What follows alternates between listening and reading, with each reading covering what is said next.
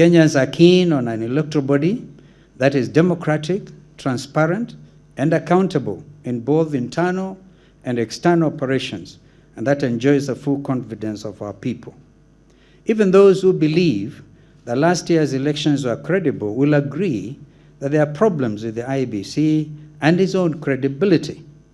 The so-called mix-up that led to postponement of gubernatorial elections in Mombasa and Kakamega last year is itself a manifestation of a problem with transparency, accountability, and professionalism at that body.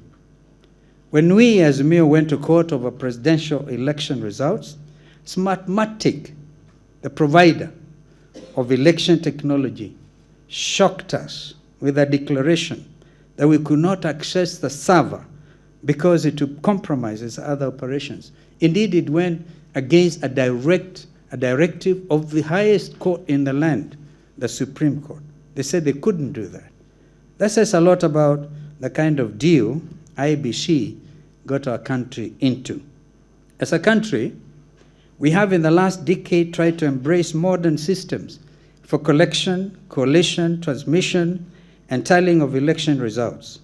We have adopted results management systems that combine traditional vote counting and tallying processes and use of technology to verify voter eligibility, register voters, and transmit results.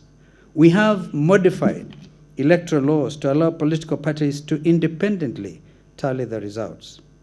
But as we have witnessed in Kenya, both in the 2017 and 2022 technologies getting compromised and results altered. This has severely damaged the credibility of IEBC. Let me cite an example about credibility of IEBC. According to the Gallup poll, 64% of Kenyans did not have confidence in the honesty of elections as we prepared for 2022 polls. Similarly, the Afrobarometer survey shows that 24% of Kenyans thought that elections are not free at all, are not at all free and fair. A further 18% thought that elections may be free and fair, but there are major problems. Only 23% of Kenyans thought that elections are completely free and fair as we headed to the polls in 2022. The Afrobarometer survey further showed that 34% of Kenyans did not trust our election management body, the IEBC, at all. And another 23% trusted IEBC only a little. Only 19% trusted IEBC a lot as we headed to the polls in 2022. According to the Gallup poll, the percentage of Kenyans who have confidence in the honesty of elections declined from 58% in 2015 to only 35% in 2021. And please remember, even as the results, controversial as they were, 8 million Kenyans refused to vote out of those registered.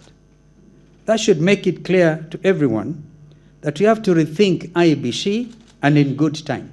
Time is, of course, Morio, extremely of the essence. I submit that reconstitution of IEBC is a matter of grave national interest, and we should approach it as such. Another area under consideration at this forum is equally of great concern, not just to Azimio la Umoja One Kenya Coalition Party, but to our country as a whole.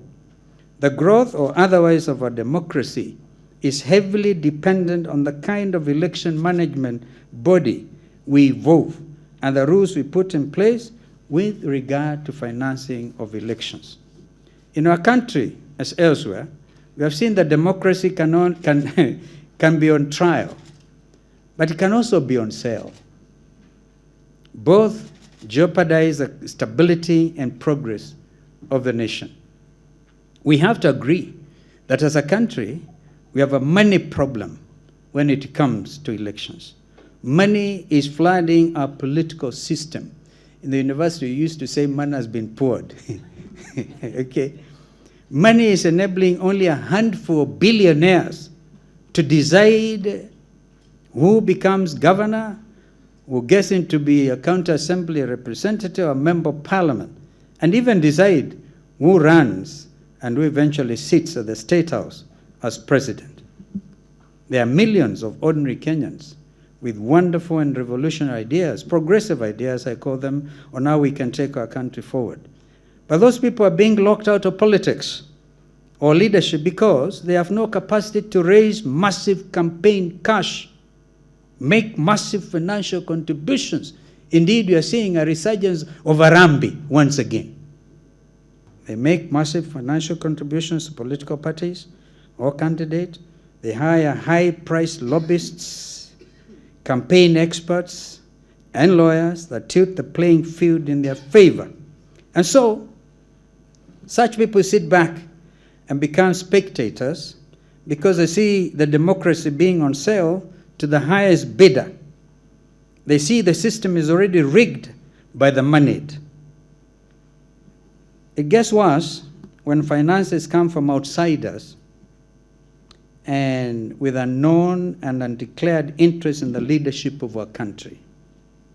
This kind of development decreases the political participation that is a requisite part of our attempt at being a democracy.